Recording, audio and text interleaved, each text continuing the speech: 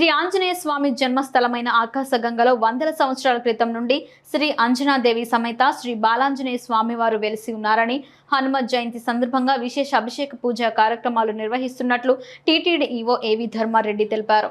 తిరుమలలో హనుమత్ జయంతి వేడుకలు వైభవంగా ప్రారంభమయ్యాయి. ముందుగా ఆకాశగంగలో శ్రీ అంజనాదేవి శ్రీ బాలాంజనేయ స్వామివారికి శ్రీవారి ఆలయం నుండి విశేషమైన శేష వస్త్రాలు ఈవో ఏవి ధర్మారెడ్డి సమర్పించారు. హనుమంతుని జన్మ విశేషాలతో ప్రారంభమై ఉపచారాలు, పంచామృత స్నపన, తిరుమంజనం నిర్వహించారు.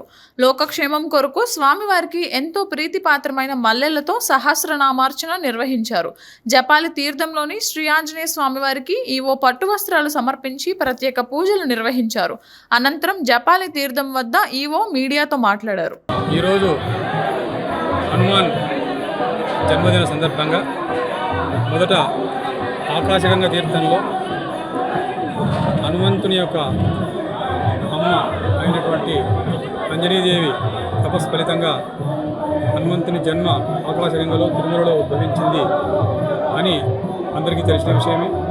అక్కడ బాలాంజనేయ స్వామి వారికి అంజనీదేవికి ఈరోజు పొద్దునే 8 గంటలకు అభిషేకం చేయడం జరిగింది. అభిషేకానంతరం అర్చన కూడా జరుగుతుంది. తర్వాత జాపాలి తీర్థంలో త్రేతాయుగంలో జాపాలి మహర్షి అయోధ్య నుంచి తపస్సు చేసుకోవడానికి తిరుమల కొండకు వచ్చి తపస్సు చేస్తూ ఈ జాపాలి తీర్థంలో హనుమంతుల వారు ప్రత్యక్షమై ఆ హనుమంతుల వారి ప్రత్యక్షమైన సందర్భంగా హనుమంతుల వారి ప్రత్యక్షాన్ని పురస్కరించుకొని జాపాలి మహర్షి ఇక్కడ హనుమంతుని విగ్రహాన్ని ప్రతిష్ఠించారు. త్రేతాయుగం నుంచి జాపాలి క్షేత్రంలో హనుమంతుడు విశేష పూజలు అందుకుంటున్నాడు.